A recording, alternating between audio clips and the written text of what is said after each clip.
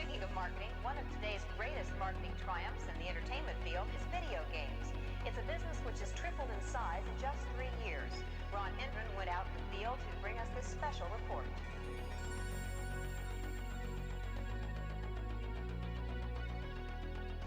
All over the country, armies of young people are blasting away at invaders from outer space and paying for the privilege.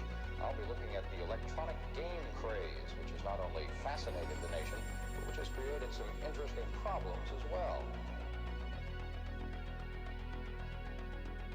Although it looked innocent enough, this machine turned out to have some unusual powers. It kept kids gets mesmerized for hours.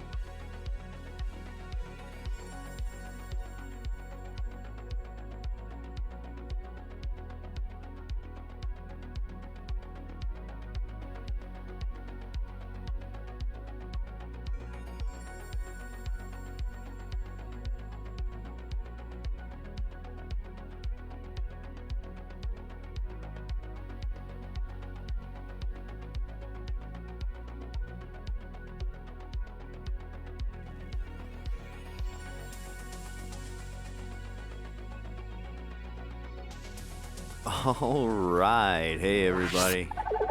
Welcome to Neon Nights. I am Neon. I'm happy to see you here. And a whole lot of stuff going on in the VTuber community right now. I want to thank everybody for tuning in and spending time with me, joining up with us here. We're gonna have a great night for us. I noticed big, big stuff going on. Amelie just introduced her new model, which is just insane looking. It's beautiful. It's a lovely, lovely new model. If you don't know Amelie, Amelie is a voice actress and a big time singer. She does all of the anime themes and stuff, like English versions of anime music and everything else like that. So it's pretty exciting. She's gone over to becoming a VTuber, and she'll probably instantly be successful with a big fancy model like that, being known in the anime community and being as talented as she is. So I certainly think that she's going to have a bright career ahead of her. Um, but that's going to be interesting to watch. Interesting to see when she's going to debut and everything else. A lot of cool stuff going on. Had one announcement that I was going to make.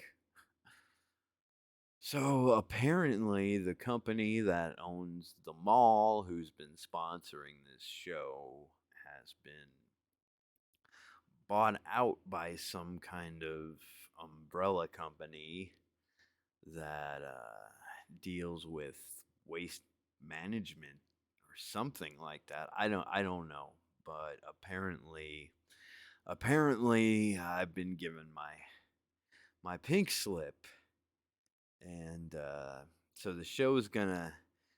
I guess the show's gonna be under new management. They're gonna keep putting the show on. They're just gonna make some changes and put some of their people in charge of it. So we can expect some different things coming up in the near future.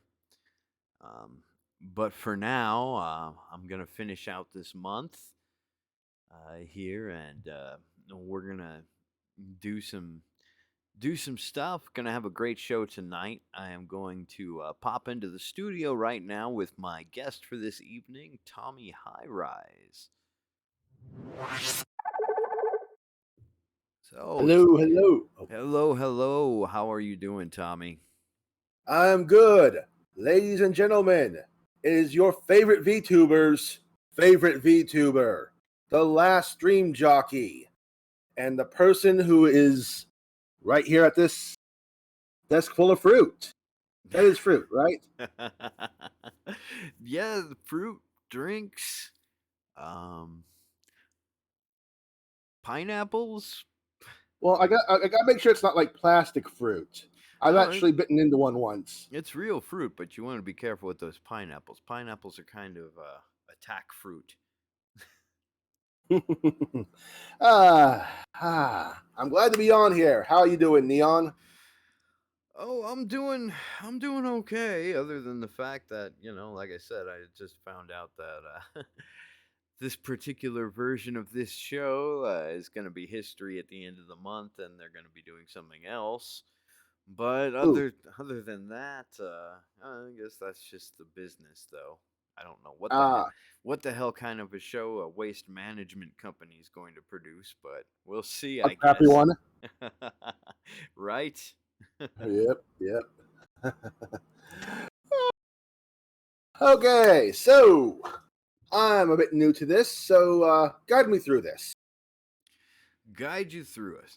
Okay. You're the host, so I'm following Absolutely. your lead. Absolutely.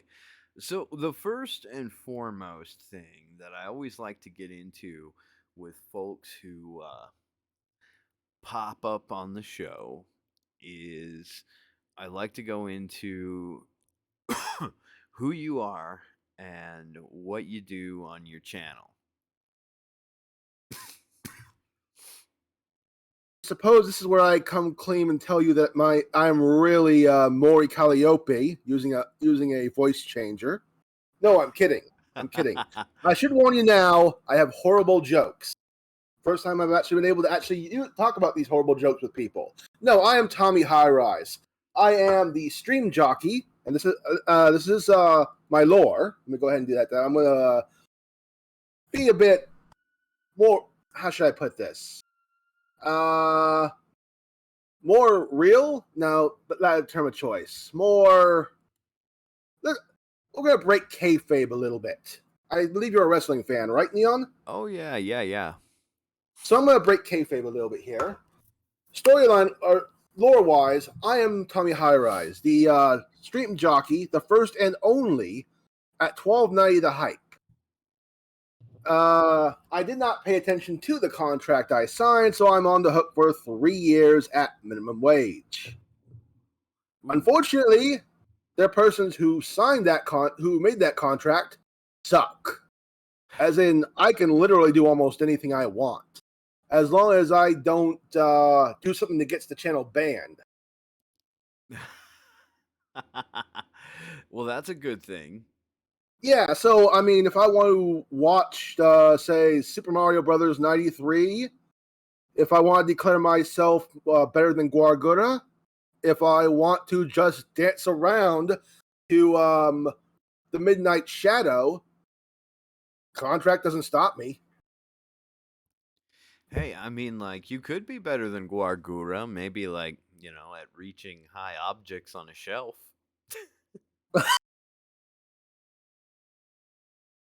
Okay, that is true. But yeah. So pretty much, the reason I chose this lore specifically is, how do I say this nicely? There are a lot of fantastical elements in VTubing, and there's nothing wrong with that. Some people just want to be a dragon, and I can't blame them. Dragons are cool. Yeah. But I can't remember that very well. I'll probably forget that I'm supposed to be a dragon, or a half robot, or a quarter vampire. I can remember that I'm a stream jockey. I get you. Yeah, and honestly, I just want to be more me. In fact, the original version of Tommy Highrise actually had plans to be a cyberpunk. Cyberpunk is all get out with like a prosthetic metal arm and things of that nature. But the more I thought about it, the more I just wanted to be me. Well, an exaggerated part of me, but me. I understand that completely. I mean, So, it's good you don't have a metal arm. Honestly, I've seen enough metal arms in this community that you could make a giant metal spider out of them. funny you should say that. My original idea for a mascot was going to be a metal spider based off my microphone. I have a snowball blue ice, and it's on a tripod, like a little tiny tripod. So my original idea was going to be I was going to make one off of that. But again, the more I thought about it, the more I just decided to stay fully human. You know what, Nordic? Freaking, I want to see a bad dragon VTuber. Well, I was gonna say OnlyFans might be willing to do it. Yeah, right. The OnlyFans VTuber, the OnlyFans mascot VTuber would be a bad dragon. Yeah. Of course, to go into my lore, I must say, according to the management at 1290 The Hype, I cannot say anything good or bad about Bad Dragon, as that is not a family-friendly company. Oh dear, you've been bound into a morality clause. Is that what's going on? Not a morality clause. I just don't want to hear them complain at the end of the session. I understand that. 100%. Yeah. It's better not to get those complaints, I suppose. So what inspired you to be a VTuber? Ooh, that's actually a two-part question. And the reason I say that is what got me into VTubers and what got me into VTubing. VTubers. The YouTube algorithm showed me that Hololive English Season 1 or Generation 1 was debuting. And so I watched that, and then I liked them all. Oops, excuse me. I just had a coffee and Coke, and I may burp every once in a while. Do what you gotta do, brother. Thanks. So, what was I? Oh, yeah. Warning, I do lose my train of thought as well. You might have to help me find it. I usually drop under the table. But, yeah, so I just watched the whatchamacallums, the debuts. Because it was like literally like 12 hours beforehand. Right. And I mean, honestly, I just love Mori Calliope. I mean, her music, she literally drops an EP. And it's all good bangers. True. I can barely sing. Oh, you got a hydration. I do. Hey, Master Kilo, what's going on? Paisan. Yep. Fucking, and let me get that hydrate for you real quick, Kiryu. Not a problem. What was I? Oh yeah, so and the funny thing about it was I liked them all, and then I just kept going and going and going, just watching them. Now, admittedly, I don't watch them as much as I used to, but that's probably because I'm a bit busy myself with different things. But I still make it a point to try and watch the Myth Breakers, the TTRPG based off the World of Darkness. So I usually try and catch that. So, and I still do follow Hololive English. Honestly, the fact, and that goes into the other point. What made me a VTuber? Again, that's Mori. So she put out a song called "Off with Their Heads." Yeah, I remember that. And I heard, and one of the lines that that stuck with me is, and hold up, I'm gonna pull up the lyrics just to make sure I get this right. So bear with me. Avoiding dead air, avoiding dead air, avoiding dead air. No, that's not the correct one. No, it's off with their heads. No, I want Mori Calliope, not Dance Till You're Dead. And there we go. Hold up. Where? Okay. You want to balance following, then start creating, stop tweeting. I heard this line really tore through the community. Now, I wasn't on... Did it? I mean, I wasn't Oh, on VTuber Twitter at yeah. this time. Yeah, it did. It did. It did. And it I, still holds true to this day. yeah, and the thing was, I wasn't tweeting at all. I rarely ever even looked at Twitter until I made my own account. But it struck with me that why not take a chance? What's that happens? They crash and burn spectacularly. Yeah. I mean, that wouldn't be the first time I've done something and watched it all burn. So I decided to give it a shot. I paid for a character reference sheet, paid for the PNGs, which was provided. And hold up, I need to go check the Twitter. Because I always want to give credit where credit is due. No, that's wait. Hold up, no, that's on the my Discord. So bear with me 1 second. You think I would be much better remembering who everybody is? Nope.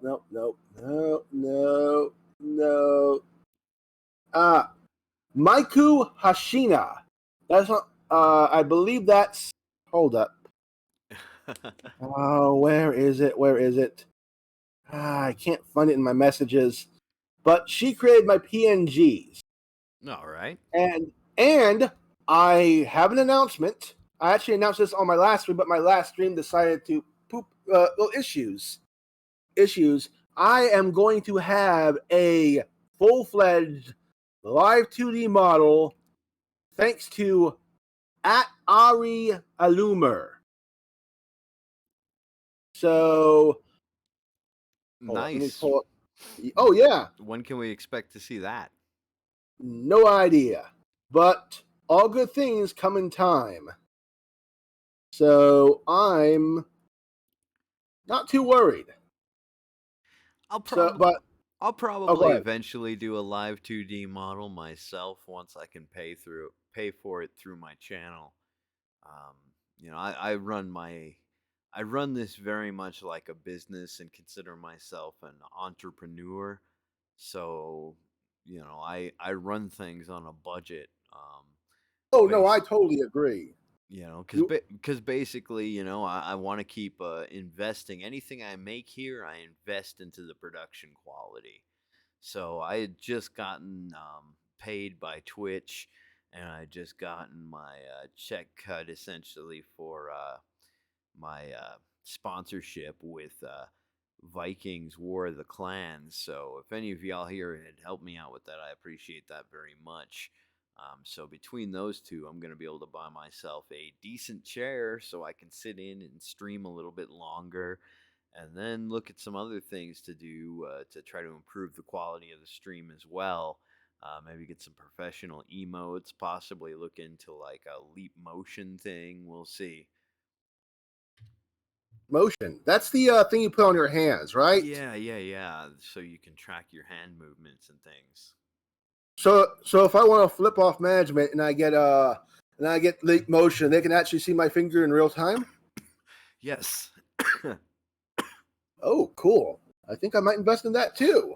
Well, Yeah. but more seriously, hold up. I again just completely lost my train of thought. Oh yeah, live 2D model.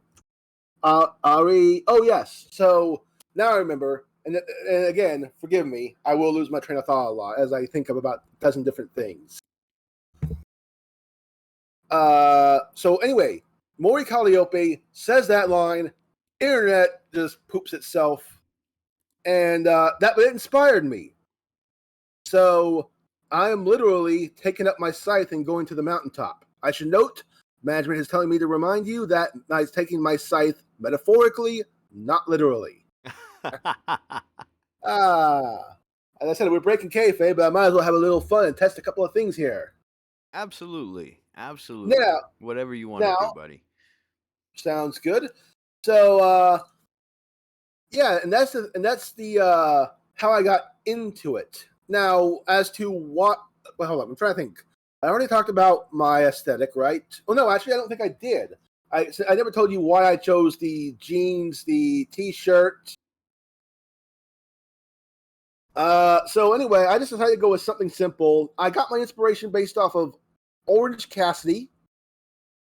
Okay. And the dude. Okay, I gotcha. Now, if you and this is a little known fact, if you look at my shirt, Neon, can you move my PNG up slightly? The just to showcase this, I noticed that the umbrella is in the way. Let me see what I can do here for you. All right. There we go. Okay, there we go. So as you can tell, there is a misspelling and a bit of weird word choice. So this actually comes from a funny story because I had told my the person who was creating my character reference sheet that I wanted believe the hype on it, but on it as in on the shirt, and I misspelled believe. So he noticed it, and I'm like, "Well, you want me to change that?" And I'm thinking about it, and I'm like, "No, in character, I would love a misprint shirt." I get you. So in lore, they botched the first print of the shirt, and I decided to keep a few because, well, they're only paying me minimum wage. I'm not paying for actual shirts. Well, and also on like like a station like that, realistically, I don't know if anyone's gonna see your shirt, are they? Point. They may or may not. I yeah, I was gonna say I'm not quite sure. It is covered by the jacket a bit. So yeah, it's just a funny little thing. And the thing is, the word is spelled out as Belive, is a natural old antiquated term that means abide. And as I said, I get inspiration on this from the dude. And the dude abides. But, yeah, it's fate. Can't question fate. We're going with it. I like it. Okay, so let's see. So yeah, that's VTubing and why I became a VTuber. So and I've gotten ideas and stuff from watching other VTubers as well, both big and small. I actually branched out a bit. So I never really got into shoujo. Never really got into hold up, what's the name? Niji Sanji. Yeah, the one that's not Hololive. I get you. I keep track of everybody just to know what's going on in the VTuber world. Yeah, and actually, I just realized that is a tiny bit of a lie. I am starting to follow one or two of the English ones. I can't remember their names, but the one from the second part of Lazulite, Obsidian, the one that swears The one that swears and plays Apex. Oh, Selen Tatsuki. Yeah, I saw a clip or two of her, and she just won a 1v3. Yeah, she's a real sick gamer, and she's gotten real popular. I'd say. I know when they just came out, that group, her and a couple others in a singing group called Obsidia. And Yeah, Obsidian, that's it. yeah, and that's like the new jam for Niji Sanji, and yeah, she's really blown up basically because of her Apex skills. And that seems to be a reoccurring theme in this community. I Yeah, almost I almost think about playing Apex myself sometimes just because of that. It seems like if you get good at Apex, you can maybe get collabs and get interest from some of the bigger name VTubers because all of a sudden I see everybody and their mom commenting on her posts and like cheering her on. That's the big name indies, V Shoujo people, Hollow Live people. yep. I suppose this is where I should transfer to what games do I like to play. Yeah, that's a good topic. Go for it, brother. And I'm about to commit probably almost near virtual suicide with this statement. I have no plans to play Apex or Valorant or League. And that's not hate. if you, I love watching. What's her name? Forgive me. Half the people play Apex. It's just I'm not good at first person shooter games. I don't have the mad skills to 360 no scope. Oh shit! You just got canceled, dude. Oh no! Solaris is canceling you. Oh no! I don't suppose that I should tell him that I'm secretly worshiping Hitomi Chris as the forgotten VTuber, and I'm secretly planning to start a cult of Hosture. Should I? That might actually get me into more trouble. No, kidding. I don't know. I mean, that sounds like some fascinating stuff. To be honest, I should warn you. I suppose it's probably too late, but I should warn you. I have the weirdest ideas. Yeah, Solaris has no room to run around canceling people for not playing Apex. I know what he plays. He plays like he doesn't play anything like that shit. I see. He's always playing strategy games. Hey, Touch, how are you? Good to see you. Thanks for popping in. I appreciate the support and the bits. 990 cheered X10. Actually, you might have 1.2 bytes now. 1.2 bytes of what? Who's biting who? No. 8 bits is a byte. It's computer terminology. Oh, you're hitting me with the sassy computer terminology.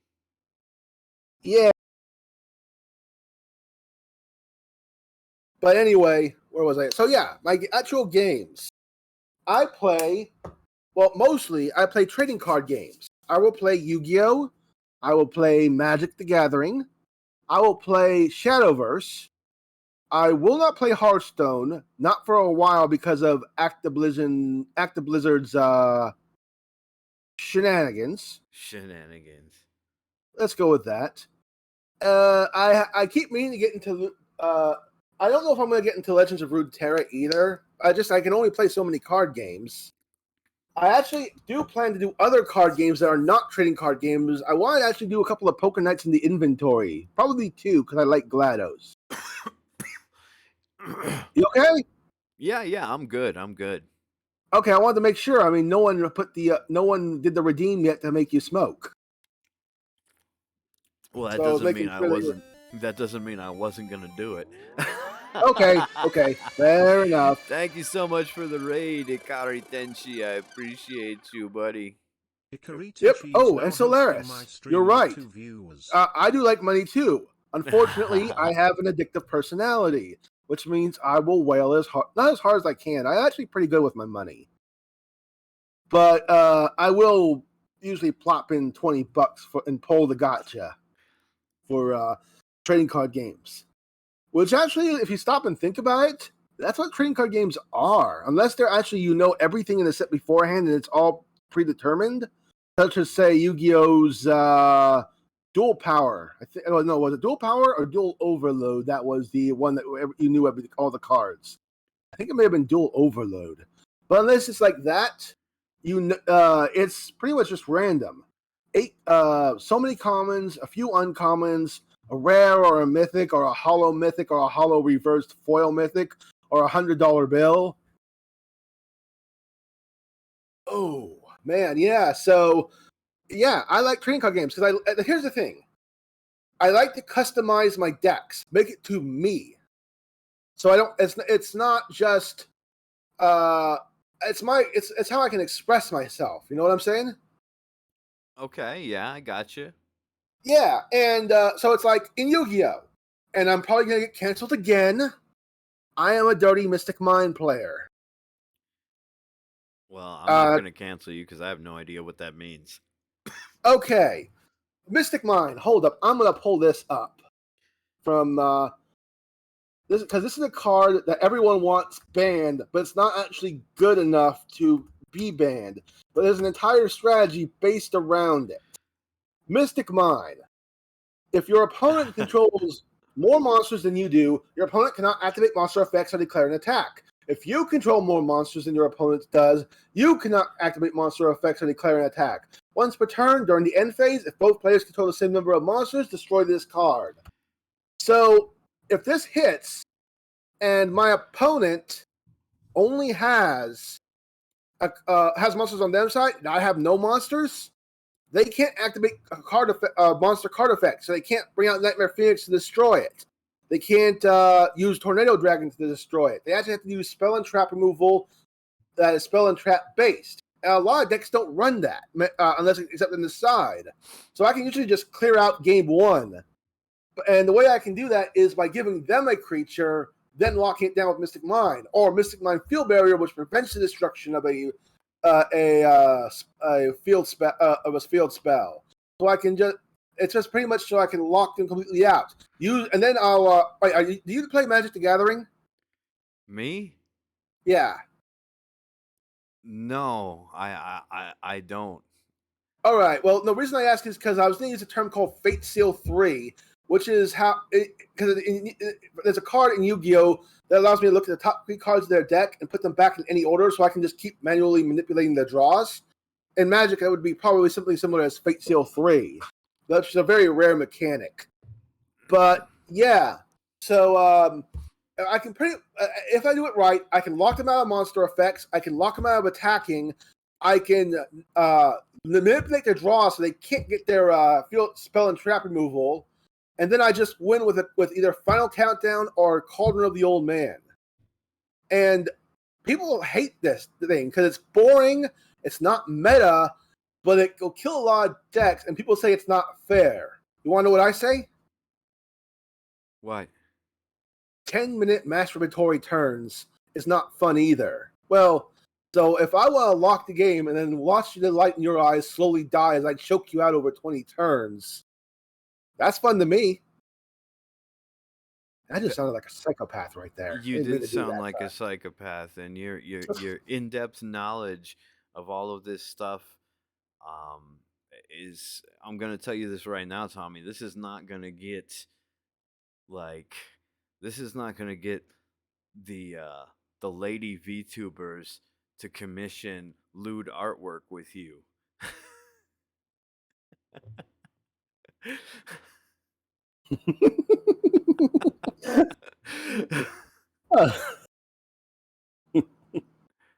Oh, well, I mean, if that doesn't the case, we can try Magic the Gathering. Tommy Nude covered in Yu-Gi-Oh cards. Let's go, baby. It's time. Oh, this is going places. This is going places I didn't mean to go. It's gonna go there. This is Neon Knights. Okay. That's what happens here. All right. Everybody says the most foul things possible. Let's. I was gonna say let's keep this somewhat say so, but I'm only say so if I say so. Exactly. Breaking down personal boundaries since 2021. Yep. So, and the thing is also, and the thing is, the control and stun styles I like in Yu-Gi-Oh! Don't always transfer well to other games. Because, like, for example, in Magic, I run a deck in Historic called Boros Cycling. What that means is I will just keep drawing my hand out until I cycle a bunch of cards. Okay, cycling. I have to explain that. Basically, I can pay mana to draw more cards by ditching cards. Everything almost becomes a pot of greed at that point. But there's cards that care about cards being cycled or discarded. Like a card that will grow, a card that will deal damage, a card that will heal me, a card that will create a little dude. And then the big finale is a card called Zenith Flare, which deals damage equal to the number of cards that can cycle in my graveyard. That can get to pretty big numbers. And usually Magic players will only go by the philosophy, the only life point that matters is the last one. So what I'll do is I'll attack with everything, deal some damage, and then burn them the rest of the way with Zenith Flare once I hit 4 mana. But that's more of a combo deck, which is not different from how I play Yu-Gi-Oh!, which is control stun. So it's really, my playstyle is whatever fits me at the moment, depending on the game. So do you stream these things, these card games, and explain this stuff as you're streaming it and everything else? I try to. Now, the problem is with Yu-Gi-Oh! I run Duel Links, not the main Master Duel. Master Duel is coming out, but until that happens, I am using Duel Links, which doesn't have Mystic Mind. So I play a different strategy on that. That's a slower pace. That's slower paced than Yu-Gi-Oh! Master Duel or the Master Rules. Because in Duel Links, they don't. There's only 3 places for monsters instead of 5. There isn't like a whole bunch of ultra combos where I can just cheese my entire graveyard out and then spam it all to the field to link summon to do it again. So there's more. My decks there are different. I usually run like Lunalight so I can attack everything in OTK. That's not a really hard combo. I'll do the same thing with Gaia or Despots. So in Duel Links of Yu-Gi-Oh, I'll usually run going second OTK decks. There's not a whole lot of negates either, so there's really nothing to stop me. Yeah. Actually come to think of it, there's more trap-based setups, so I have to worry about more things like Karma Cut. Okay, and that's a bit different from, well, you usually will never see Karma Cut in the main duels, and you haven't seen that for like years. But in Duel Links, it's a very important card because it just straight up banishes something at the cost of a discard, which maybe actually be beneficial, especially if you're discarding something with a graveyard effect. I get you. I have an audience question. Is that your question, Crystal? Hey! Is your stream like card game focused? Oh, radio station 2, yes. So, yes, my game is pretty card game focused. I do have a radio station lore, but I have plans. And let's go ahead and talk about, you know what? I can skip around for what I was going to talk about. Let's go into the radio station bits, because during my streams, generally speaking, I also have what I call a 10-minute mandatory music break. This is for 2 reasons. One, I like to play music. Now, I should note that's mostly DMCA-friendly music to support the Twitch before the DMCA bots take me down.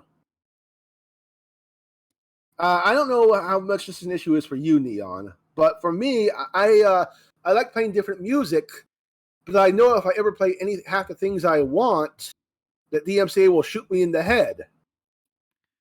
Shoot you in the head as in... Metaphorically, hopefully. Like, are you getting like strikes or? Oh no! I'm not using. I'm using DMCA friendly stuff, so I'm not getting any strikes. But if I ever veered away from that and I didn't like delete the VOD almost immediately, then I'd probably get hit. So, but there's a lot of good music that's still out there that's DMCA friendly. So what I'll do, and this is, as I'll play 10 minutes of music while I go grab a coffee, take a leak, you know, natural stuff that humans have to do. Right. But, and also, it's also for my health as well, because I'm looking at a screen this entire stream, right? Right. And so basically, it also forces me to take about 10 minutes to keep my eyes off the screen. So that way, my eyes get a rest as well. So it's a multifaceted thing. So where was I? But yeah. But anyway, I want to go further into the radio station lore, which is, and the thing is, radio station is a bit of a not a misnomer. The idea of the lore is I am a stream jockey, which means streaming is the content instead of radio. In a sense, an experiment.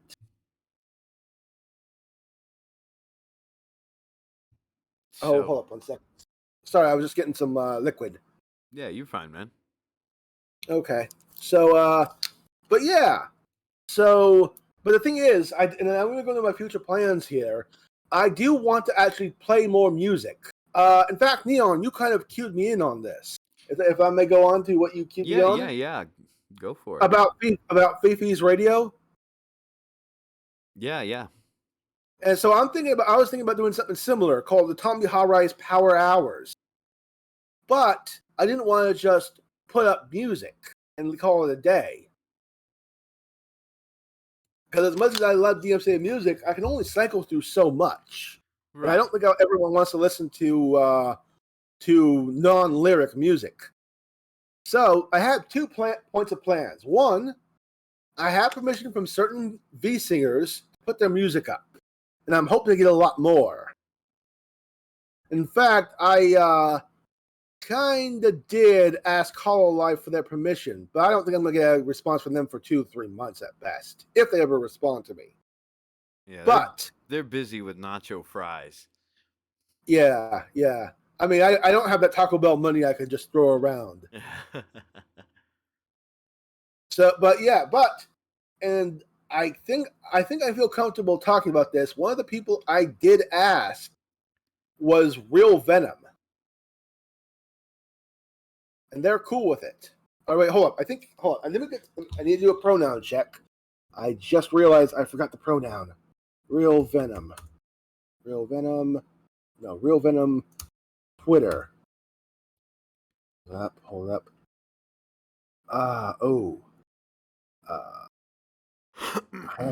Sorry, I'm just. I always like to make sure I have the correct pronoun. You'd be surprised how many people don't bother to check and just guess. I can't find one. Anyone know? I think they is pretty much all encompassing. We'll go with that.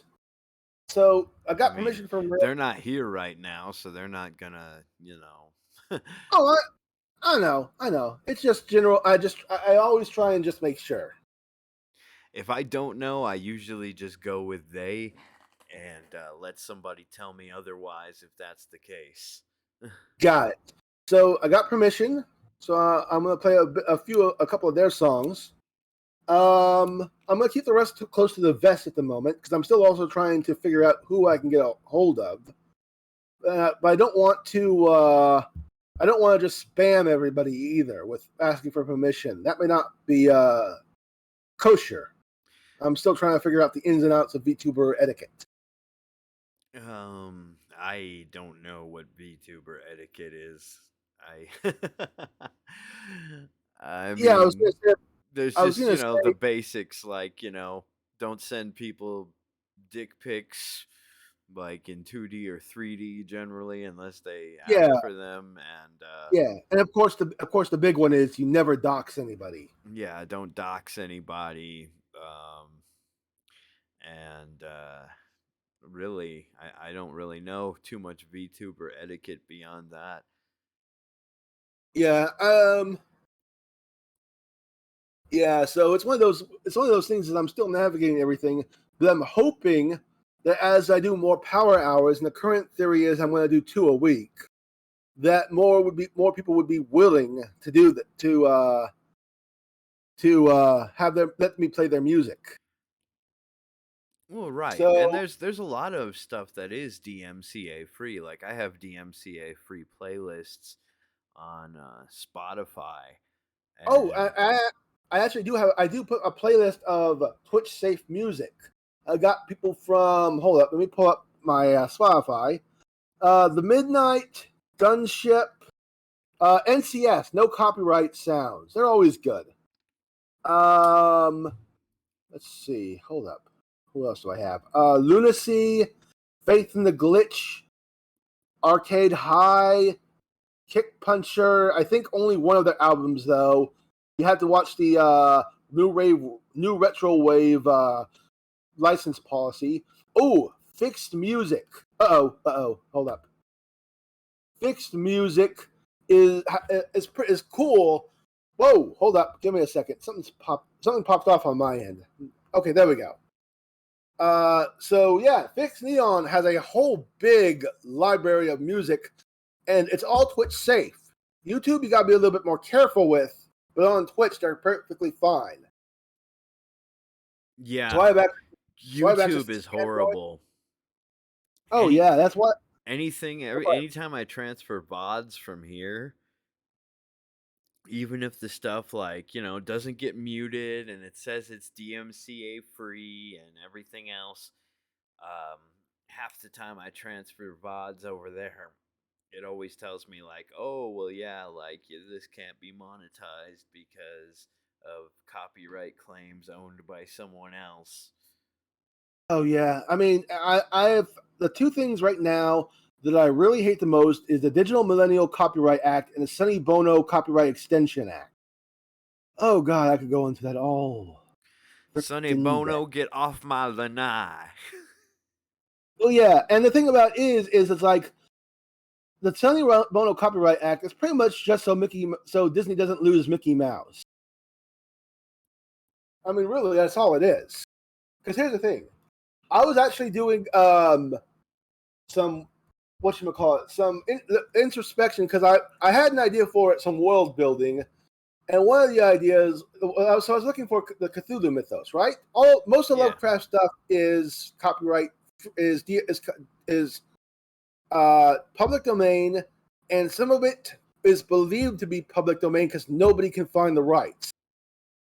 So the thing is, they think it went in. The stuff by Dereleth, stuff by Smith, that's all under copyright. And of course, Brian Lumley is still alive, so I can't use. Is that why so many people are? There's just like a slew I've seen over the past 5 years of like Lovecraft games being released. Yes, but you have to be careful what you use. Like Cthulhu, the daughter of Cthulhu, that's Brian Lumley. That's copyright. You can't use Atilith Noct. You can't use Cthulhu. You can't use Ithaca. Let me think. Hold up. The Hound of Tindalos is not by Lovecraft, but I believe that did fall into the public domain. So the Hounds of Tindalos, I believe, are safe. Do not quote me on that. Now, and if you thought that was bad, look about the rights for Betty Boop. And funny thing is, the pictures of her from a 1930s poster and some of her cartoons are public domain.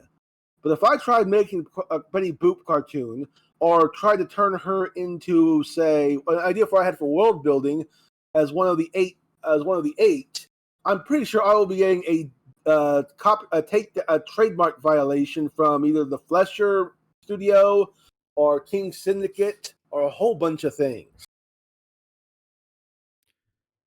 Gotcha. And let me put it to you this way. Both in and out of lore, I don't have the money to afford lawyers. Right. I understand that. I mean, if I was going to be honest, I would have everybody be tempted to just do it anyway and make them try and find me. But then that probably means that I get really sued at that point. A monster cat license? What is that? Hey, Blue Fur Commando, congratulations on your first stream today. I know Elijah was saying something about that. I retweeted it to get the word out there. I was working on a lot of stuff over here on my end for tonight's stream, so I didn't have a chance to pop by, but congratulations, buddy. Congratulations. And what is a monster cat license? What is that? Hold up. Let me see if I can't Google. I think I've heard of this before, but I don't remember what it does. Okay, it's empowering a creative and passionate community through innovation, peril, weekly radio Okay, hold up. Oh God, I've had enough of creative and passionate communities. Hold up. What? Okay, so what are you? Music. Artists? Learn more. Okay. What live research now on the air? Because actually, hold up. Inspired by the therapeutic power of music, Monster Cat Silk's mission is to share the most emotional, intelligent, and visionary electronic tracks with a focus on infusing emotion and sound each week from a diverse range of electronic subgenre. Okay. Listen now. Showcase. Listen on Spotify. So I'm guessing if I pay these guys money, they'll let me play their music. Am I getting that right? Okay, yeah. Okay, so I basically pay so I don't get copyrighted. Actually, that's not a bad idea. I'll look into that. If it's cheap enough, I might be willing to do that. But again, budget. Yeah, I just look at it like if they want to copyright me, they can fuck off. Not a bad philosophy. I don't I don't give a shit about that. I mean, I do I do karaoke streams, but I just don't archive them. I just delete the VODs in the morning, and then whenever I have VODs I'm trying to keep, I generally try to keep things that are copyrighted off of them, or Give at me one least second. things that from people who are likely to press charges against me off of Oh yeah, them. and I mean that's not even going into abandonware, orphan music, orphan books. I've been doing a lot of research lately, and it's been fascinating. Mainly on the copyright issue, but that's going down a really big rabbit hole. Let me roll it back a bit. The other thing I was talking about with the power hours, I want to do commercials. Now that sounds weird, but hear me out. There's a lot of things I want to shout out. Some businesses, some VTubers, some friends, and well, I I like to do it like a radio commercial. You know what I'm saying? Absolutely, I've produced a lot of radio commercials. Oh, that's perfect. So the idea is I just do a quick commercial for them, save it as an MP3. I think I can import it via Spotify, and then just have it go on the playlist as a song. Now the reason Nice. I want to do pre-record over live is that allows me that I don't have to watch or let me rephrase that. I don't have to babysit the stream. I just know I'll come back in a couple hours. You know what I mean? I feel you. Yeah. So, and yeah, Ikari Tenshi, these companies are trying to sue regular folks. Because here's the thing. Right now, copyright. Let me go back to copyright. I know DMCA is bad, but copyright is death of the author plus 90. No, 95, I believe, in America. Hold up. Yeah, that sounds about right. So a lot of things that should be in the copyright now, the public domain now, aren't because of the Sonny Bono Copyright Extension Act. Now, it is really, yeah. And the thing about it is a lot of innovation is being squeezed out in the name of profit. And, oh man, it's just bad. I mean, imagine. Okay, let's say that doesn't happen and we get access to at least Steamboat Willie, right? We can make a whole lot of new instances on Mickey Mouse. And that sounds weird, but look at what we already do with Alice in Wonderland. Look at what we do with Sherlock Holmes. In fact, one of the stories I read that I really liked was A Study in Emerald, which is the Sherlock Holmes story. Let me rephrase that. It is a Sherlock Holmes-like story set in the Cthulhu mythos. It sounds familiar. It's by Neil Gaiman. Okay. Yeah.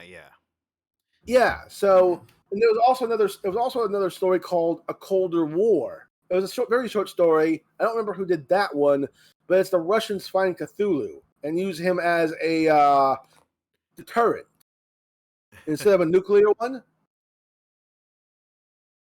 So, and the thing is, we can make so many stories. There is an anime based off of the Cthulhu mythos. There are web comics based off it's all different takes. And that was just, as I said, and I just switched from the Alice in Wonderland to the Cthulhu mythos. You should probably realize what one of my favorite style of genre is: cosmic horror. Yeah, obviously that's coming across. Yeah. So, and the thing is, we could do so much, but copyright. And here's the thing: I'm not against copyright in general. I believe you have a right to profit off of your work. The worker is always worth his due. Yeah. And I can understand. I can even understand plus 30 because you want your heirs to be taken care of in case you bite the big one, like right after your thing goes famous. But at a certain point, no one's benefiting it anymore from being locked away. So it's like, why not just give it public domain and let others take a go at it? You want to know why zombies are so popular? It's because some idiot forgot to put the copyright thing on Night of the Living Dead. So if it was copyrighted, people couldn't use zombies? Well, not that variation of zombies. They could probably still use the voodoo zombies. Think Serpent in the Rainbow. Yeah. But Night of the Living Dead, and that's because that version of zombie is mythology based. You can't copyright that. Right. But the ones from Night of the Living Dead, or as the original title was, which did have the copyright, Night of the Flesh Eaters. But they took that off because they changed the title. And this is if my memory is correct, which it may or may not. They forgot to put the copyright on the Night of the Living Dead, putting it into the copyright in the public domain immediately. Okay. Whoa. So yeah, it's just very, very interesting. And honestly, we can use a little bit more copyright or public domain, or even open source. Like, there is a copyrighted person called Jenny Everywhere, and the only rule you have to use it is you have to put credit a certain copyright paragraph somewhere in the credits. Doesn't matter where, and you can use Jenny Everywhere as long as she also follows the her stated, not her stated lore, but like a paragraph of personality or look. That's all you gotta do, and you can use Jenny Everywhere wherever you want. I am not familiar with that. Oh, I only found that because of another wiki walkthrough TV tropes. TV tropes will indeed ruin your life. Wow. And I just realized I've gone over an hour and I've barely scratched the surface on all the things I want to talk about. Well, prioritize them. All right. So hold up. Let me pull up my own notes. I have learned that note taking is always a good. Hold up. Show notes. Okay. So as I said, I like to play card games. I also like to play retro games. Have you ever heard of Commander Keen? I've heard the name before. Okay, that's from Apogee. Although I don't think they have that now. Have you heard of Crystal Caves or Secret Agent? No, I have not. Those three games are my childhood, and they are from the very early 90s. Okay. So and the thing is, they were all shareware. What that means is you get the first game free, full game, right? No demo. But if you want episodes 2 and 3, you gotta pay. Yeah, I remember shareware. Yeah, and that's the thing is, I love those games. I would play those. I would play certain Sierra games, such as Zelyard, Oil's Well. That was another one. I was never very good at them, but they were fun. Text adventure games.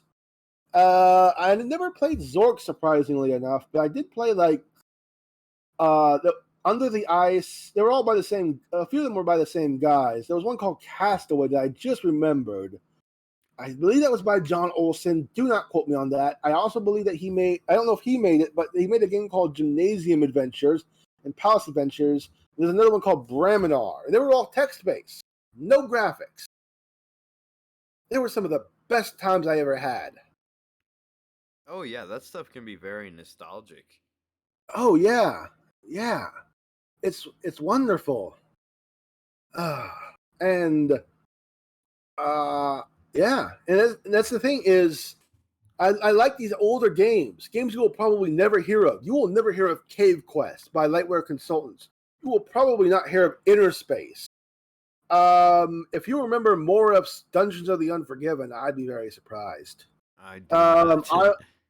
Isle Wars, yeah. It's just those games were my childhood, and most of them are never going to be streamable. I mean, I'm doing Retro Sundays right now with Crystal Caves and Secret Agent. If I could ever get a DOS box working and play Cave Quest, no one's gonna watch that. No one's gonna care. But yet I do it anyway because those were my childhood, man. Now I wouldn't mind playing. There was a couple games that I did play that I want to try, like Blood. If you remember what that one is. I'm not sure how retro are we talking here. When was Blood made? I think it was mid-90s. It was after Doom, obviously, which I'll probably need to play as well on stream. As I said, I'm not really into first-person shooters, but I can't say I'm a retro gamer and not play Doom. Yeah, that's a classic. Yeah, but I played. I do remember playing Quake a couple times. I played Blood, and it's like there's other games I do want to play that are old that I never really got a chance to. And I guess the question is, what becomes retro and what doesn't? So that's going to be an interesting question I'm going to have to consider. But I'm down to figure it out. I just want to play games that would probably never have a chance in the Twitch algorithm or YouTube. In fact, I was going to say, I don't think I can show that off. That would require an IBM PC Junior, and those haven't been made in a long time. I mean, the funny thing is stuff like that. Like if somebody from like Hollow Live or V Shoujo played those kind of games, like they would actually draw a crowd. Yeah, and let me be blunt here. Not that type of blunt. The honest type of blunt. If Guargura plays, we'll say, Crystal Caves, right? She will draw hard numbers just because of who she is. Right. But the metric I'm using is if, say, a normal person played who did play it in the past, played it, such as me, played it. If I get 3 people, I'm lucky. Not counting, and one of them is probably myself. But that's perfectly fine. That's not a bad thing. I'd rather play the games I want to play than play the popular games because they're popular. And again, that's not a knock on anybody. If you want to play Apex all day, you do you. There's nothing wrong with that. But I can't do that. I can't bring myself to play a game I don't want to play. I don't have fun with League. I can't do Fortnite. What I can do? Trading card games, Civilization, retro games. The most popular game I ever played was Dead by Daylight, and I had to delete that because it was taking up too much room on my hard drive. And I was having issues with the game just because it wasn't fun. And the other thing is, I do love Dead by Daylight, but I just wasn't good enough that I felt like I was having fun while on stream. You know what I mean? Yeah, I understand that. If you're not having fun, then the audience is going to know you're not having fun, and they're not going to have fun either. That's why you should play Super Famicom Sailor Moon RPG. No lie, I would play that. I have never played that, but if I could somehow figure a way to jerry rig a Super Famicom, you know what? If I could find Tokimeki Memorial Forever With You, I would stream that. Nice. I have no idea what that is. one of the Japanese only dating sims that I first heard about that I think was actually somewhat popular.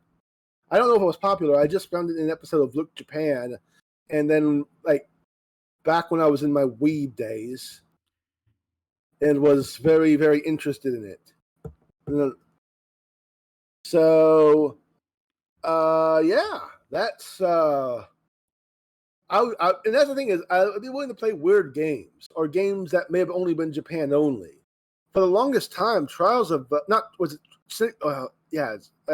of Mana. I forgot what the name of it was in Japan. You can only play that off of hold up. Actually, I'm worried about what I'm saying next because of Twitch legality. A game that would be very hard for me to get a hold of via a Super Famicom. But of course, if I were to stream it, it would indeed be off of Super Famicom. You'd have to believe me on that. Absolutely, I believe you. And because that technology is just around there. That's another another big group of laws you can kick dirt at. Yeah, yeah. Oh man.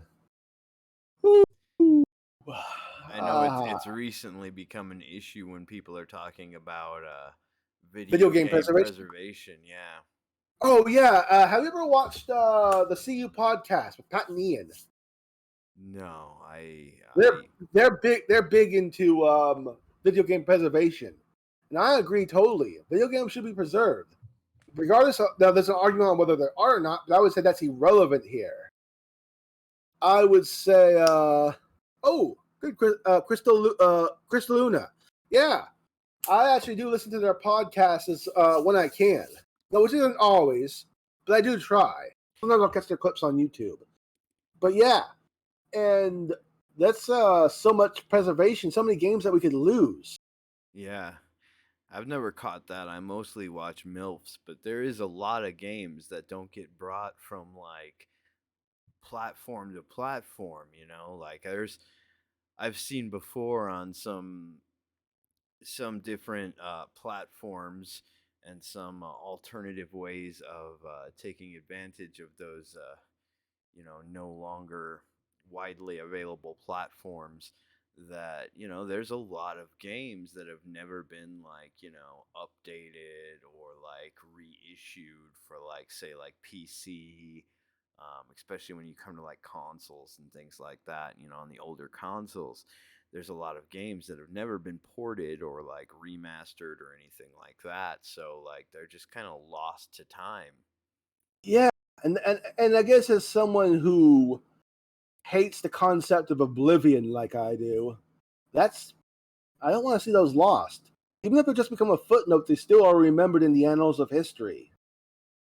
Oh yeah, there's a lot of games, I look back on myself and that I'm agitated about not being able to play on a modern platform, and like some of them were EA's Godfather series that was originally on like PlayStation 2 and PlayStation 3. It kind of blows my mind that I'm unable to find like a PC port of those to be able to like, stream those, cuz those are very cool games.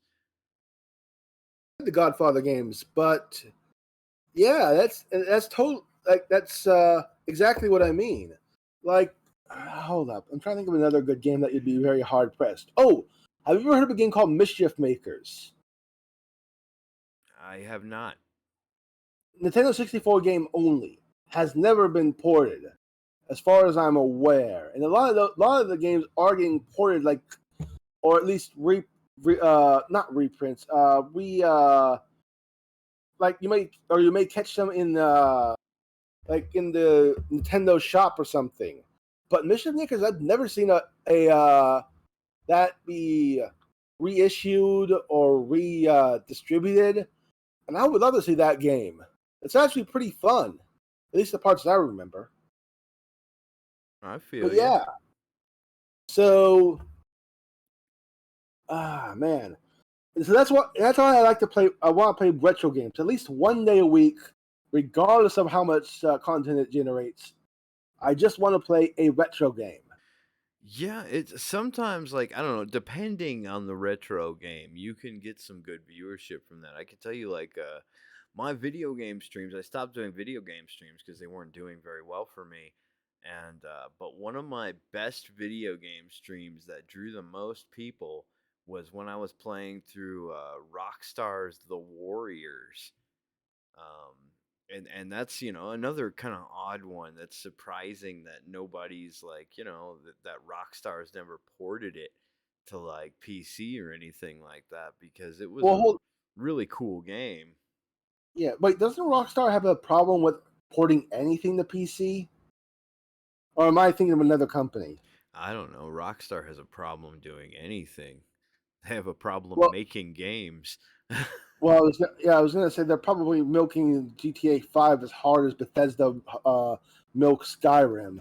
I miss the days where like Rockstar would make, more than just two fucking games and like just keep like milking those as long as they could cuz like right now like I mean they used to have like a whole fucking thing going on. They used to have like they had like, the GTA franchise, the Red Dead franchise, they had Bully, they had Midnight Club. They were like reaching out and making more like IPs like the Warriors and things like Yeah, that.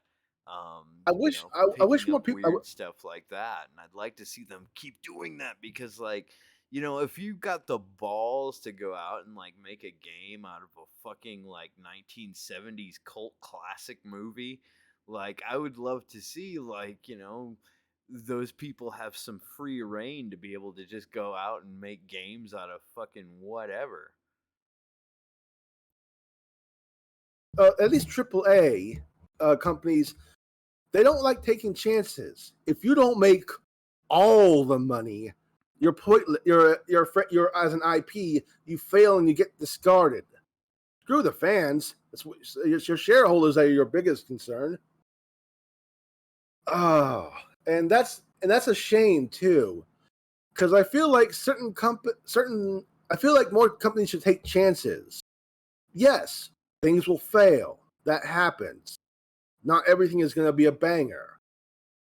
But honestly, why not take a chance? You want to know what it's like, do something weird. I don't know. Well, see, I'm trying to think of.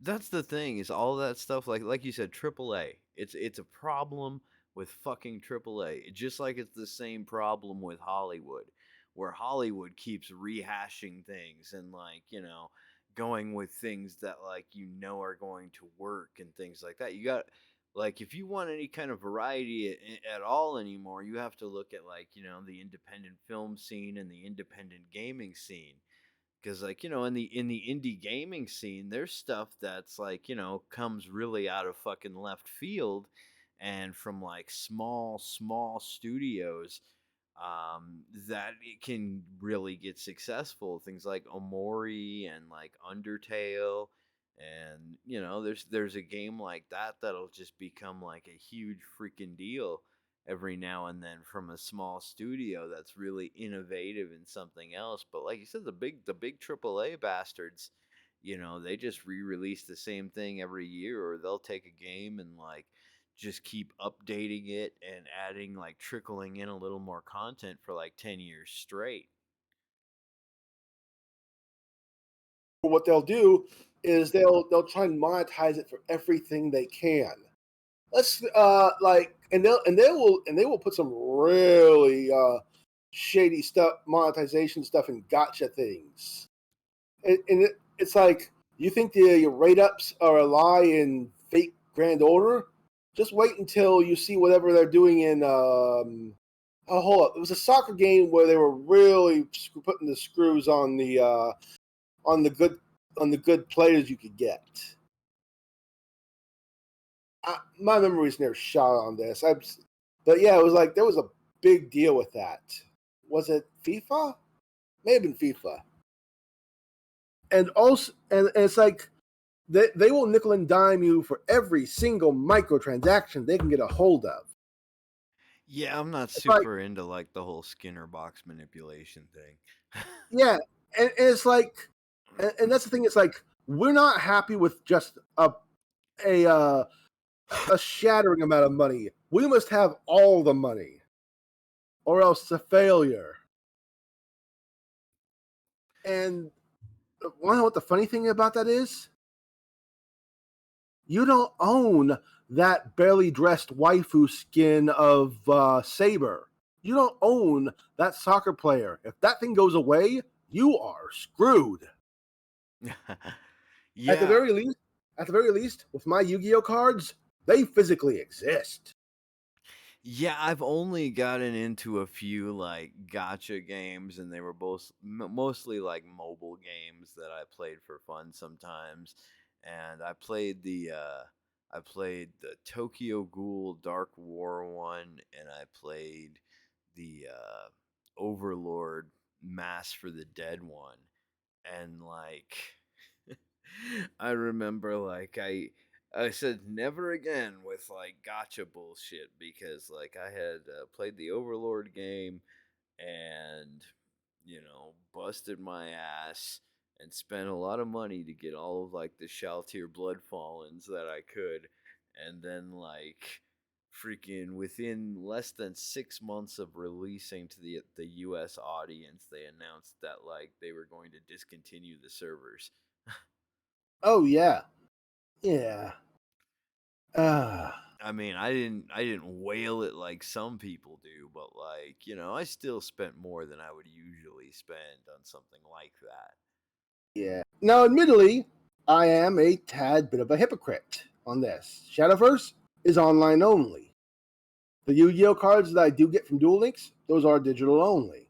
So I won't lie, there is a tad bit of hypocrisy on my end, but I know that going in. So that's why I don't spend a whole lot of money. You know what I'm saying? Yeah. Now, funnily enough, Pokemon actually has an interesting thing where if you buy packs of cards, you can get a code for their digital game. I don't know if it's the same cards, but even that's pretty fair. That incentivizes you to buy the physical things, and then you get digital things along with it. Okay. That's Yeah, not so it's bad. yeah, and I think some of us were hoping the Master Duels and Yu-Gi-Oh would do the same. And I just realized I went down another rabbit hole. Oops. Sorry about that. You're 'Cause good, I still man. have so much to talk about, like with wrestling, my fandom of wrestling, my dreams, what I have, my upcoming plans. Oh wow. Okay, so wrestling. I think we could spend another 30 minutes on this. Go for it. You're a wrestling fan, right? Yeah, yeah. Current or lapsed? Well, I mean, I was a wrestler. Oh, Yeah. I did not know that. Which promotion? It was what was it? SEW, if you've ever heard. It was a fly by night. I was not like in like a major promotion or anything like that. Ah, It was for a let me guess.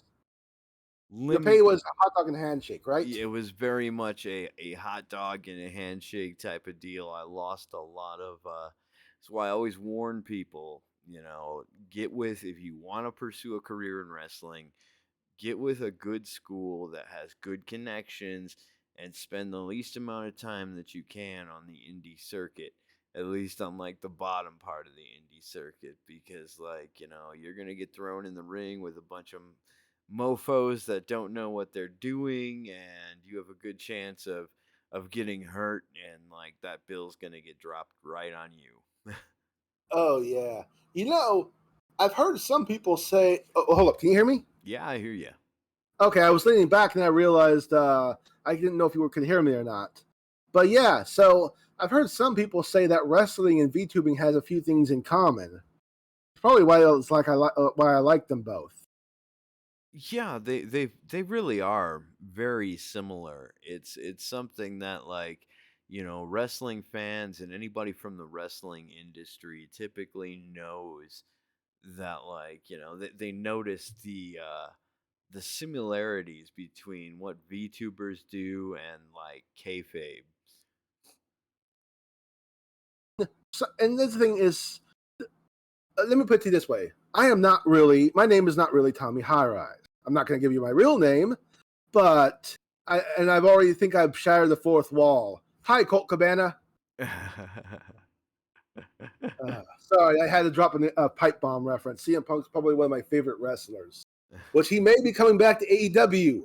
Maybe if all the teasing and the rumors is true. Yeah, I had mentioned that actually the other day on Twitter was that like I want to like just like graduate from VTubing and then like have everybody for the next 7 years just speculate that whenever there's a new group starting or something that I'm going to be a mystery member in that new group.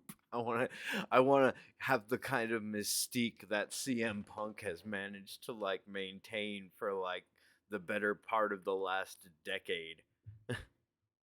A failed UFC career. And that didn't even matter. Yeah. And here's the thing too. It's now the analogy doesn't always hold. It's not like I can just go up to Pecora, smack her with a steel chair, and declare myself the number one contender for her spot in the Hololive. Do note, I need to actually put a legal disclaimer here. I am not indicating violence towards any VTuber. This is just a wrestling joke. I gotta say that because someone's gonna think that I'm actually gonna seriously hit Pecora with a steel chair. And But I have seen it's one of those things because I have seen I've been dealing with some real dumb people lately. So, so, but yeah, but that's the idea. Is that doesn't work. That analogy doesn't work. Or I'm not going to challenge Project Melody for her spot in V Sojo. I think I'm rambling a bit here, but you know what I'm saying, right? Yeah, I understand exactly what you're saying. That like yeah, there are differences. And but where was I going with this? I think I lost my train of thought again. But yeah, and that's the thing is, as a fan of wrestling, I can also appreciate what it takes to become a VTuber. There's a lot of craft you have to go into your personality. Even if it's your real personality, you still have to get it out there. Right. I get that. In a sense, you're giving like 3-hour-long promos. Right. Yeah, that is very similar, and I may be challenging Kuriji Ali to a Punjabi pit match sometime in the near future. Oh God, Neon, please pick a better match. I was going to say, if you're fighting Kuriji Ali, at least make it a buried alive match. But like those can be semi entertaining. That's true. And we're probably going to get in so much trouble challenging whole life people to wrestling matches. I'll let legal worry about that later. I'll do whatever. I said the other day, if like to celebrate like when I get to 100 subscribers, I will freaking challenge anyone that chat wants me to challenge to anything. I know. Sounds good to me. We referenced last time that I was gonna challenge like Iron Mouse to a bean eating contest. That's a first. I don't think I've ever heard of a beanie. No, what? Never mind. I take that back. What's that guy's name? The guy who won the last hot dog eating contest on the 4th of July, Joey Chestnut. I had actually to remember. It took me a moment to remember, but I do remember who that was. So it'd be pretty much having an eating contest. I'd be down for that to watch that. Yeah, I mean, so that's up to chat. Once we get to 100 subs, like we can. I will challenge anyone that you want. I'll put up a poll, challenge anybody you want to anything that you guys want. So I will make some content there. But yeah, but I'm a big wrestling fan, and lately I've been watching more AEW. Well, by watch I mean watch the clips online. I'm busy. I don't have television, so I can't watch the shows. I actually was able to finally watch a live episode of Dynamite on my vacation, and it was the best thing ever. I got to watch Malachi Black just kick Cody Rhodes into retirement. then beat him up again. Uh, John Oliver was right. Wrestling is better than the things you like. Wrestling's pretty good. You know, Yeah. I Now, I'm and the thing, oh, go I ahead. mourn the loss of Lucha Underground personally. Oh God, Lucha Underground was the best thing ever. Yeah. Why did no, Dario Cueto was literally the best villain I have ever seen. And oops, there went my phone. Yeah, no, seriously, he was perfect as a villain. He's a better Vince McMahon. Yeah, I mean, it was the most beautiful thing in the world. It was, you know, like basically like a telenovela with like wrestling mixed in. in the Supernatural. Now you Yeah. never saw it in the ring, but out of the ring, they actually had a whole storyline going. I mean, they had Brian Cage kill a dude. Yeah. They fed a jobber to a monster and had him die.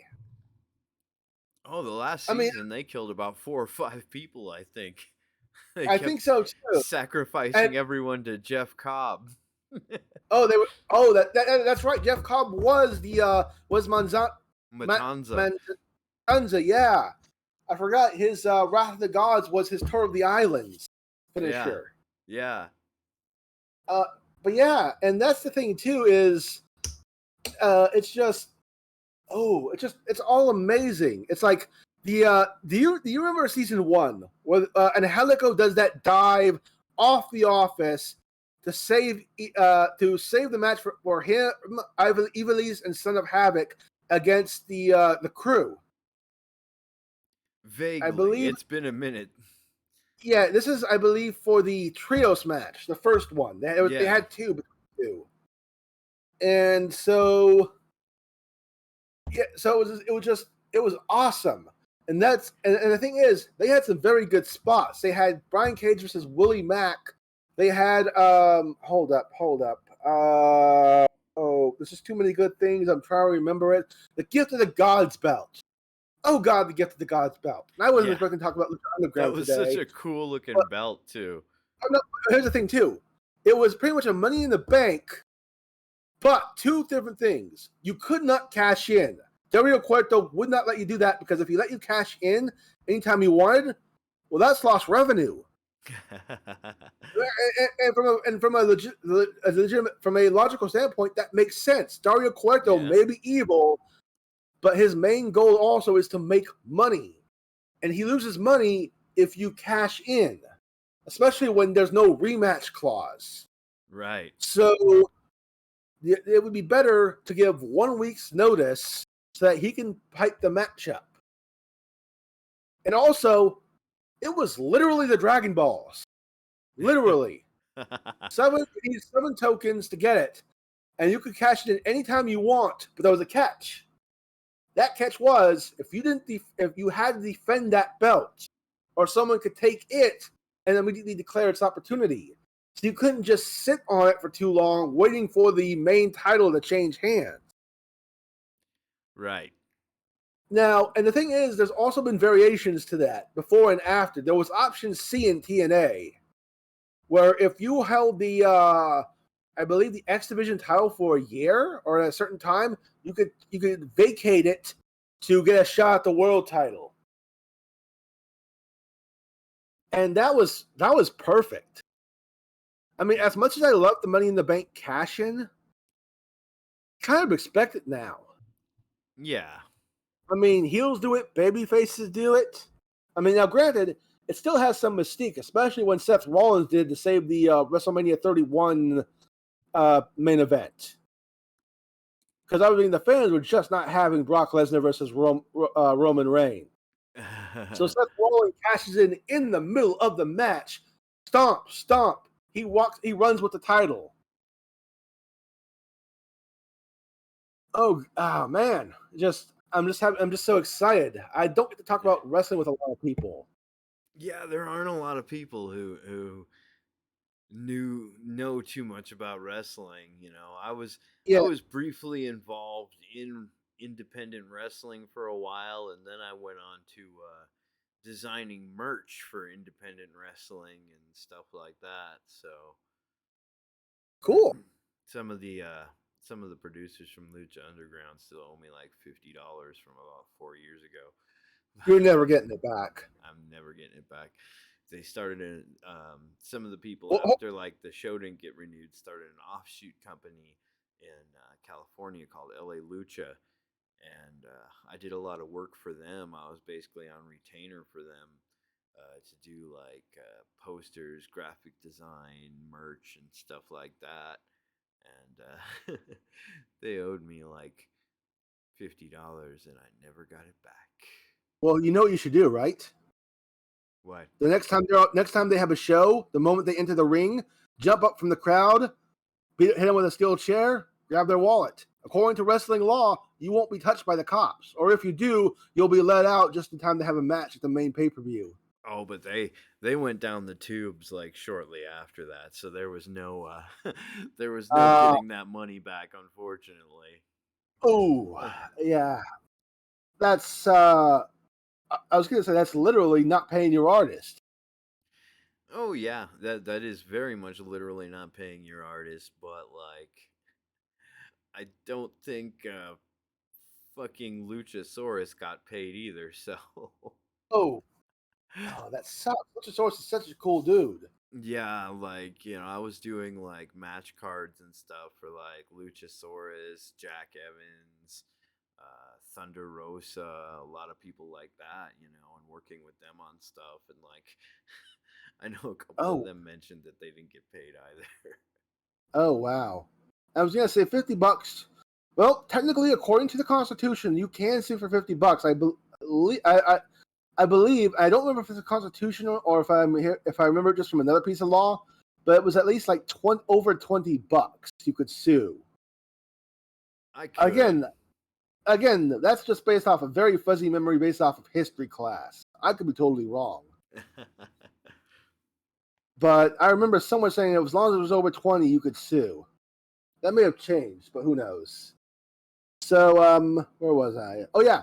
So, yeah, I'm a big AEW fan, and honestly, I feel like WWE has gone down the tubes. Now, I am not one of these haters who wants to see the WWE die and Vince become destitute. Yeah. More wrestling is good. The problem was WWE for the longest was like the only real game in town. Granted, there was TNA when they weren't just busy kissing Hogan's behind. Yeah. There was Ring of Honor, which was decent. And I mean, there was always New Japan, AAA, CMWL, the British scene before the WWE killed that. Yeah, for the most part, like for a long time until AEW came along, WWE was really the only sustainable option that could afford to keep going and everything else. And then at the same time, like I remember, like it was such a crazy rush that they had to pick up like everyone, and just couldn't even utilize like half the people they picked up. Oh, they've been cutting most of them. Yeah, I know. I've been watching that. They cut Bray Wyatt right after they continually screw him after angle after angle. The Fiend should have never lost to Goldberg. They've found a way to pretty much screw up everything that like Bray has ever come up with. Yeah, I mean, Bray could have literally been the next Undertaker. Yeah. Even at his worst, the fans still loved him. And yet they I mean, honestly, the Firefly Funhouse match at WrestleMania against John Cena, that was perfect storytelling that you could only do in COVID. And honestly, I liked it more than the Boneyard match. Don't hate me. I know many people. I love the Boneyard match as well, but the Firefly Funhouse was a story. Yeah, I mean, and that's that's the thing is like it's very strange to me that they released Bray Wyatt. That just seems like such an odd thing. Yeah, and honestly, it's pretty much because at the end of the day, the audience of the WWE is one person, Vincent Kennedy McMahon. Yeah, and that's That's unfortunate because like even though as badly as they kept doing Bray over and over and over again by ruining everything he came up with, he was still selling a lot of merch for them, which is why it's a surprise. And I mean, and let me put it to you this way: it's even in the lesser, like what I call the lesser ranks of the fired. They fired Leon Ruff. He was part of a big storyline in NXT rather recently, and you could have done things with him. Kept him as the plucky up and comer. Yeah. You want to know who I think Leon Ruff's version of AEW is? Huh. Fuego del Sol. People love him, and he wasn't even signed with AEW, but people wanted him to do well. They wanted him to see him finally hit that tornado DDT, get those wins.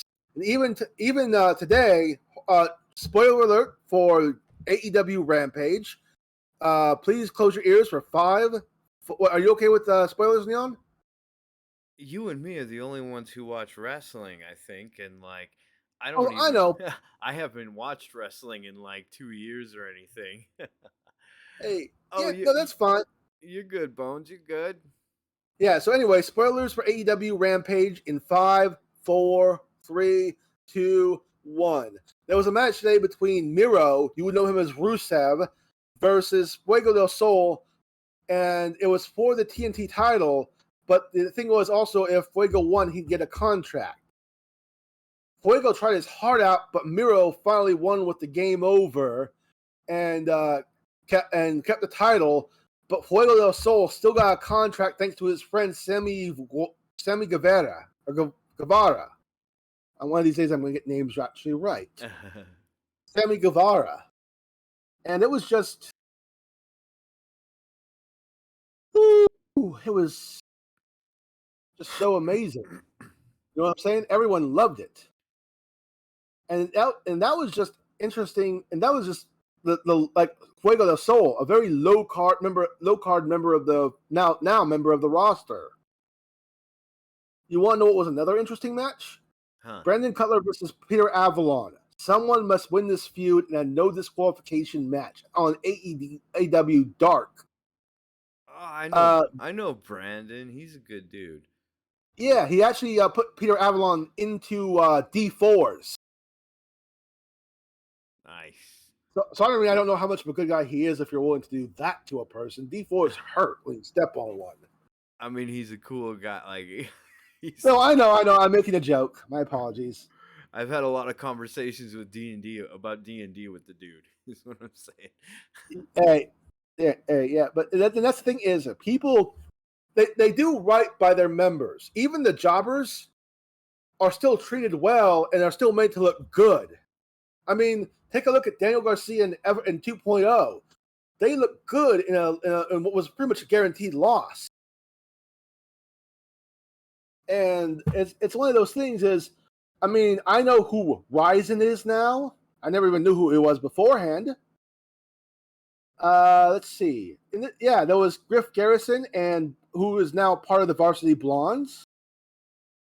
I didn't even know who Colt Gunn was. I didn't until I found out he was the son of not Bart, Billy Gunn, and they work mainly on Dark in that Dark Elevation, and as the Gun Club, and they're pretty good. I mean, Billy can still go. Yeah, Billy stayed in good shape. Oh yeah, I mean mainly though he does it to just push his sons, Colt and what was the other guy? Colt and Austin Gunn, his sons. So, and that's the thing is, it's just also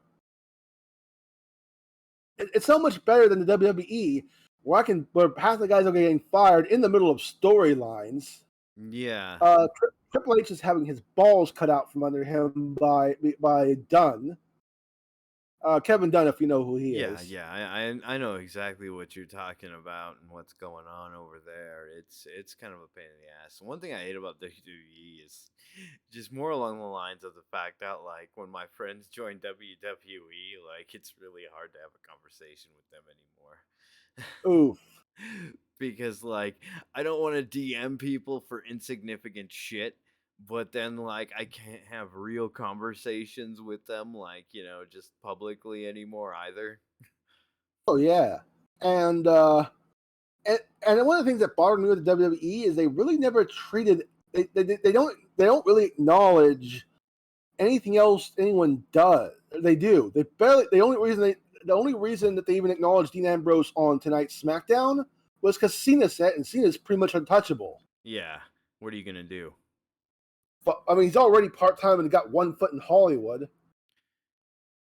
and it's like, and the thing is, I've heard someone suggest on Reddit. Granted, it's Reddit, so take it with a grain of salt. Is that they're letting everyone go now because they figure AEW can't sign them all. But there's a little bit of a problem with that. There's other promotions. In fact, Zack Ryder as Matt Cardona is literally the GCW champion after winning a death match and starting a riot. I mean, yeah, he beat Nick Gage, the god of hardcore. Or I'm sorry, the god of the death match. I'm sorry, hardcore is Tommy Dreamer. But and the thing is, he did it literally by being a WWE guy in a promotion that hates that type of thing, making him the perfect heel. I like that. That's kind of like when Mick Foley went to ECW and refused to like do anything hardcore at all. Well, that was because of the Kane Dewey promo, if I remember correctly. Yeah, that stuff was going on, and then like he had gone to ECW and like did a stint in ECW in which like he literally did like nothing but like rest holds. Oh. So he's like Randy Orton. No, I'm kidding. He was just doing like hammer locks and shit like that the whole time. It was nothing but like rest holds and like completely just like, and Mick isn't like a great technical wrestler, so it was ugly too. So it was just ugly technical wrestling and fucking rest holds. Oh wow! Oh man! People were booing so hard. It was great. Oh yeah, and that's the thing is, and besides ECW, Ring of Honor is still around. Impact is just around the thing, and everyone's sharing talent now. In fact, Kenny Omega, again, spoilers for Rampage, was the Impact champion as well as the AEW champion until tonight when Christian Cage won the title off of him. Right. So the thing is, all these groups are fighting each other. We got people from New Japan. Lance Archer is the IWGP. Which one is he? IWGP champion.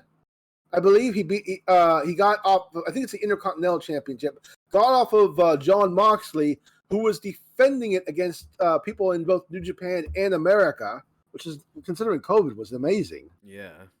Yeah, and I was gonna say the NWA Women's Championship was defended.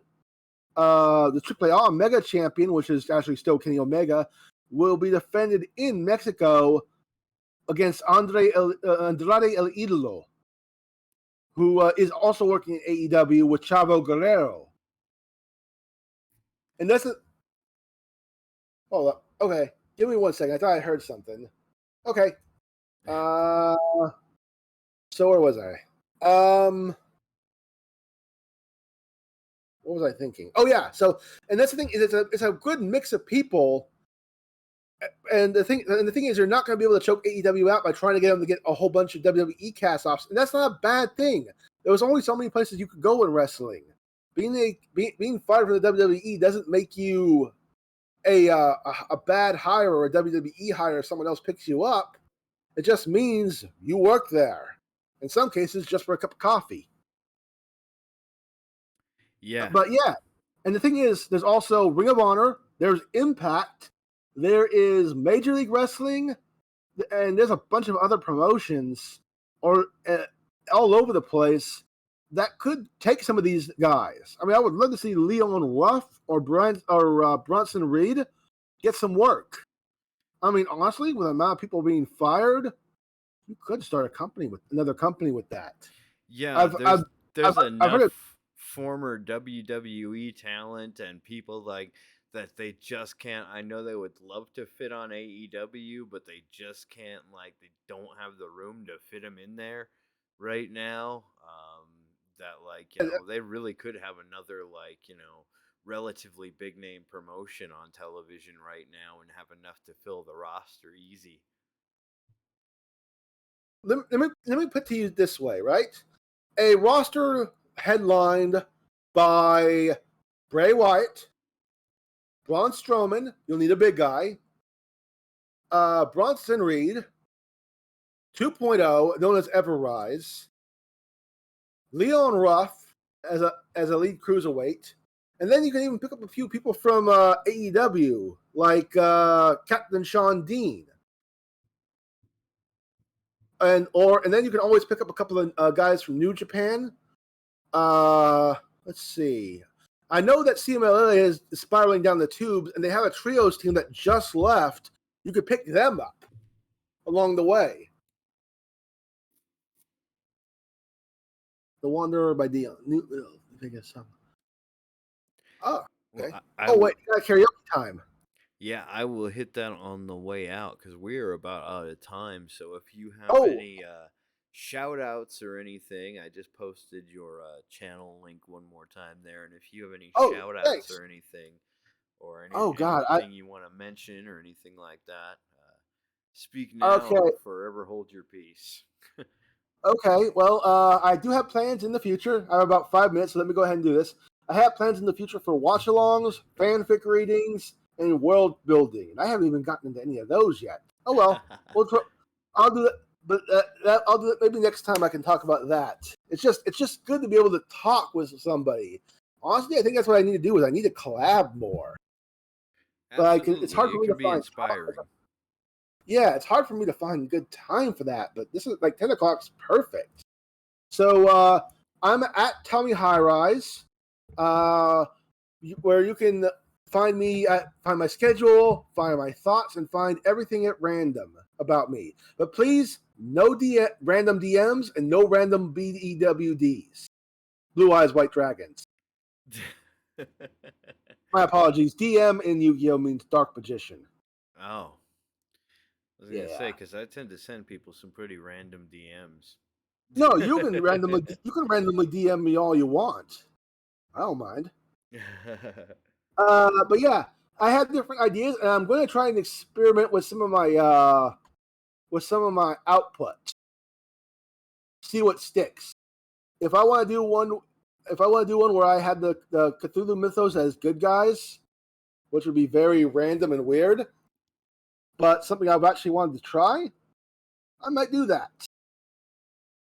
So, as I said, I'm just going to try some random stuff, but I'm still going to be doing card games for the most part, and try and do at least one Retro Sunday. I may put it to once every 2 weeks, depending, just so I can do different things. And I want to do a watch-along. I want to actually do a watch-along on Super Mario Brothers 93. Yeah, you were mentioning looking for that the other day. Yeah, I'm still looking for that. I think I'm going to try looking for it. Worst case scenario, I'll just buy the physical media. But yeah. So, I am going to go ahead and let you go ahead and redeem that karaoke time. Alrighty. Let's see. The Wanderer by Dion. Well, I was gonna say though. Hold up. I don't have enough for a karaoke time myself. I only got 1.7 channel points. Channel points. I was gonna say, if you're willing, can you do Big Iron? Yeah, I could do that too. Let me just get them both up and ready, so then I can do that, and then we can raid somebody and take off for the night. Okay. Let me see who's on. Let me see who's on my thing. Not many people. And I have no idea when they're going to be done. No, I'll let you do it. I'll let you pick. I'm sorry. I just realized was looking at my own YouTube following. The Groove Mattress in a Box delivers revitalizing sleep right to your door I know a few for people a dreamy going on right now. Oh, that cool. are pretty cool. Raid Shadow Legends. I mean, I'm sorry. I'm looking at Ikari Tenchi, and I mean, I wouldn't lie. If they offered me money, I'd do it. Well, I anyway, mean, I, go ahead. I wanted to thank you for stepping in here. Our previous guest had canceled and requested to be rescheduled. So I definitely appreciate you stepping in here like this, Tommy. Not a problem. I'm willing to do it anytime a guest cancels or disappears Excellent. or ceases to exist for some unknown reason that may or may not be legal. No, I'm kidding. But yeah, anytime, just let me know. Yeah, absolutely, buddy. Absolutely. So let me get these songs out of the way and let's get on this raid. Okay, I'll go ahead and mute myself. If I can just find my... There we go. Okay.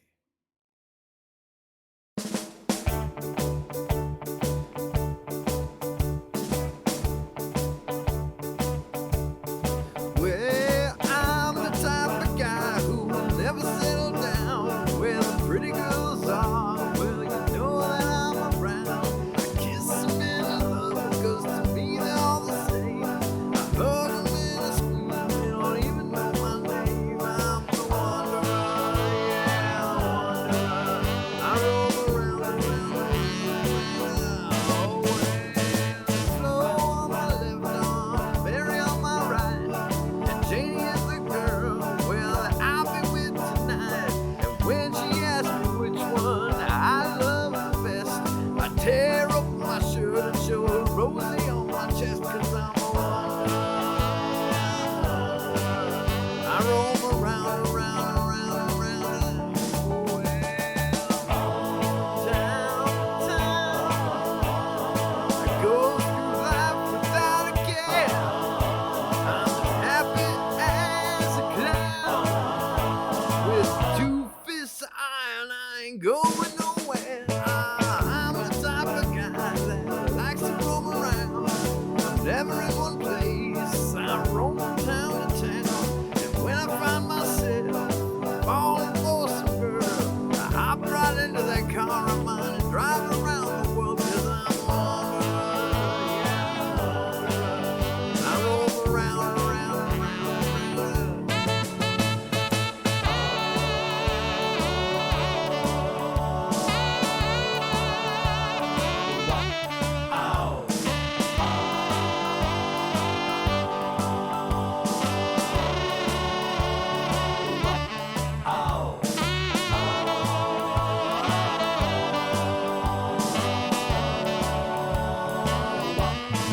Yeah, I'm the type of guy that likes to roam around. I'm never in one place. I roam from town to town. And when I find myself falling for some girl, I hop right into that car of mine and drive around the world, 'cause I'm a wanderer, yeah, a wanderer. I roam around, 'cause I'm a wanderer, yeah. I roam around, 'cause I'm a wanderer, yeah.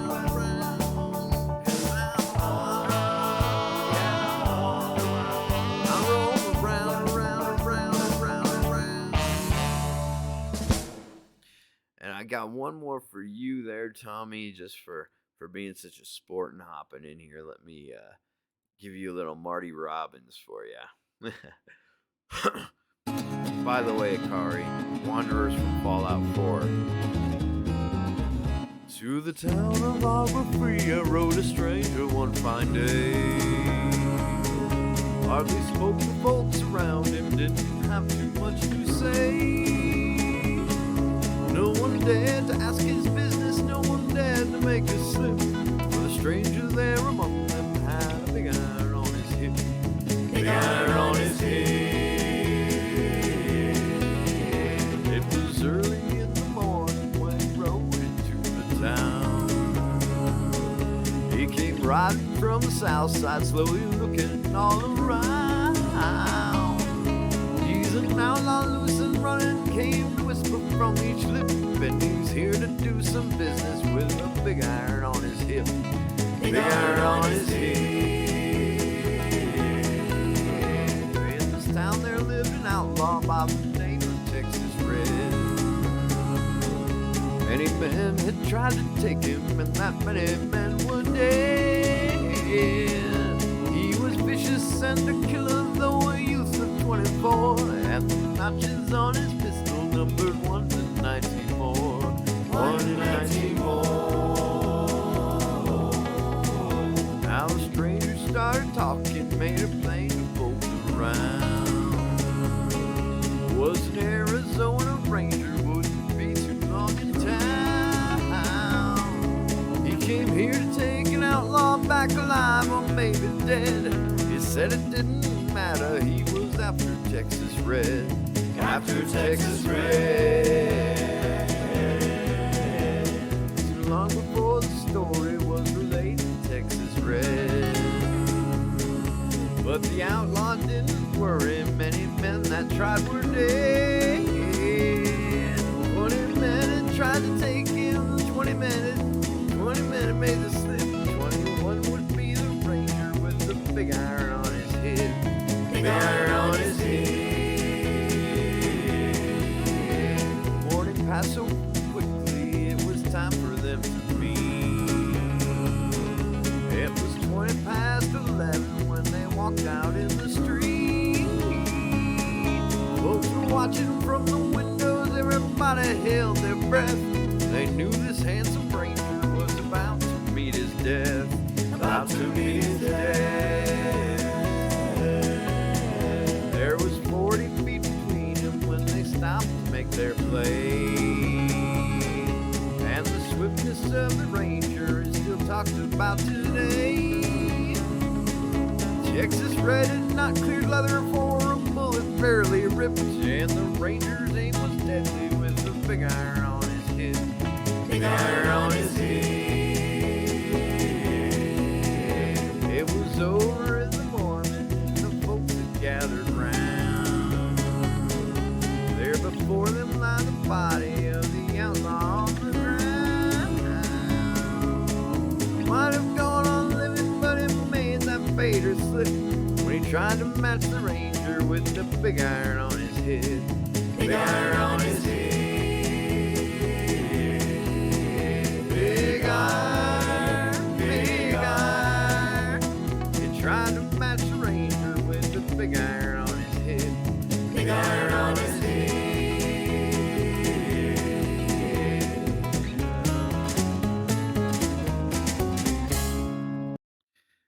Fantastic, fantastic. Alrighty, we got through that. Now let's have us a raid, and we can call it a night. Thank you very much. Thank you everybody for coming out here tonight. I will be back with Mew on,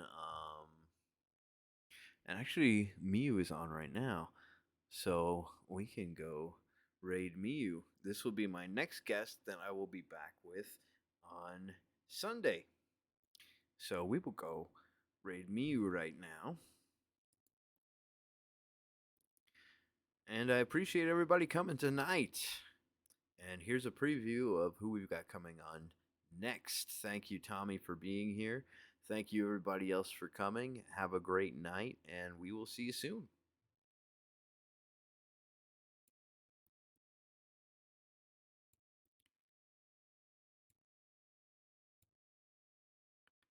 I lost my stuff. We on or